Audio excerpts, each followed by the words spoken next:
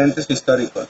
Aprender geometría aporta elementos formativos que nos permite desarrollar nuestras capacidades de validación y deducción, facilitando así la adquisición de conocimiento. ¿Te has preguntado alguna vez quiénes fueron los personajes que a lo largo de los siglos han hecho aportaciones importantes para el desarrollo histórico de la geometría? La historia se estudia con la finalidad de poder comparar las diferentes corrientes del pensamiento humano, así como los acontecimientos que sirvieron de base para el desarrollo y formulación de una disciplina tan importante como las matemáticas y en particular la geometría. ¿De dónde han surgido nuestros conceptos geométricos? El origen de las matemáticas está vinculado a la capacidad del hombre de hacer abstracción de diferentes acontecimientos percibidos por sus sentidos. Los números, el punto, la línea, la circunferencia y otros conceptos de las matemáticas constituyen abstracciones, las cuales, surgidas de la observación de la realidad, se han obtenido por necesidad. Era indispensable poder contar las cosas, determinar los límites de terrenos o territorios conquistados, etc. Es decir, las abstracciones geométricas han nacido de observaciones concretas que realizaron los antiguos seres humanos y de sus relaciones con el mundo en el que vivían. Determinar distancias y estimar el tiempo que tomaba ir de un lugar a otro fueron probablemente dos necesidades fundamentales que llevaron a la interpretación geométrica de la realidad. Es muy posible que el primer concepto geométrico que se empleó haya sido el de recta, surgido de la necesidad de determinar cuál era la distancia más corta entre una población y otra. El delimitar terrenos de cultivo para el cobro de impuestos pudo dar origen al concepto de figuras geométricas, porque estos pequeños territorios tenían formas rectangulares o cuadradas. Los conceptos de paralelismo y perpendicularidad nacieron quizá de la necesidad de edificar viviendas. La geometría de los antiguos griegos, alrededor del siglo VII a.C., ¿qué evolución sufrió la geometría en la antigua Grecia? La transformación de la geometría empírica en una geometría deductiva se debe a la lógica desarrollada por los griegos, ya que necesitaba establecer la explicación de diferentes para una misma cuestión. Los griegos se interesaron intelectualmente por esta disciplina, formalizando los conceptos geométricos basándose en el razonamiento deductivo.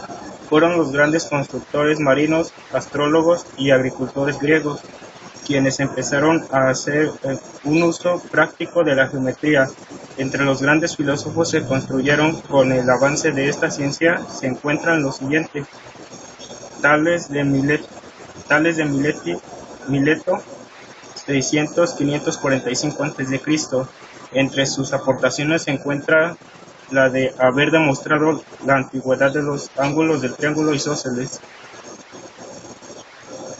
Introdujo la geometría entre los filósofos griegos. Pitágoras de Samos, siglo VI a.C., fue un gran filósofo y matemático, nacido en la isla griega de Samos, probablemente en el año 569 a.C., demostró que el teorema que lleva su nombre y la propiedad de la suma de los ángulos internos de un triángulo. Realizó junto con su nombre dos grandes aportaciones astronómicas. Euclides de Alejandría, 330 y 275 a.C., escribió la obra Cumbre de la Geometría, denominada Elementos, constituida por 13 libros. Dicha colección de libros es considerada la base de la geometría elemental, también llamada euclidiana. Esta obra de Euclides está constituida por definiciones axiómicas y postulados con base en los que se demuestran teoremas que a su vez sirven para validar otros. Esta organización geométrica predomina hasta nuestros días. Arquímedes y Siracusa, 287 y 212 a.C., descubrió diversas formas de medir la superficie y algunas figuras curvas, así como el área y el volumen sólidos son limitados por superficies curvas. Como los cilindros, inventó un método para calcular el valor aproximado de pi afirmando que la razón numérica entre el diámetro y la circunferencia de un círculo estaba entre 3 y 10, 70 y 3 y 10, 71. Después de gran desarrollo y experimento geométrica a mano de los griegos, sobrevino un largo periodo en el que se detuvo el avance en esta disciplina por las constantes guerras que se destacaron en sus territorios. Fueron los árabes en el siglo VII después de Cristo quienes rescataron los escritos griegos y los tradujeron a su idioma. Su contribución al desarrollo de la geometría fue la conservar estos conocimientos científicos, que tiempo después se introdujeron en Europa principalmente a través de España. 2. La geometría en el Renacimiento. ¿Qué grado de avance alcanzó la geometría en esta época? El desarrollo de las ciencias fue ignorado desde la caída del Imperio Romano hasta alrededor del año 1200. ¿Cuáles son las aportaciones modernas al desarrollo de la geometría? El avance en los conceptos geométricos a partir del siglo XVI se debió en gran parte a la diversificación de conocimientos surgidos en este periodo.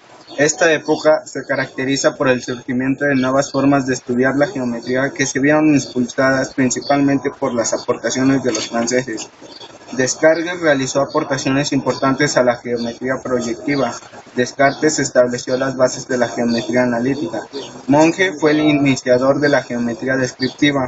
El militar Poncelet descubrió lo que llamó propiedades proyectivas de las figuras léxicas en un tratado aparecido en 1822. Las geometrías no euclidianas, siglo XIX, son aquellas geometrías que se producen construir negando el postulado de las paralelas de Euclides, que afirma por un punto exterior para una recta de trazar una paralela a esta solo una. Dicha geometría parte de una idea de lo que no puede demostrarse. La validez de este postulado. Las principales son la geometría no euclidana y parabólica y la elíptica. La geometría euclidiana y parabólica. El inicio formal de esta geometría se atribuye al matemático ruso Nicolás en el año 1793 a 1856, quien sustituyó el postulado de las paralelas de Euclides por este otro que afirma que punto no contenido en una recta se puede trazar más de una paralela a esta que haya en el mismo plano de la primera.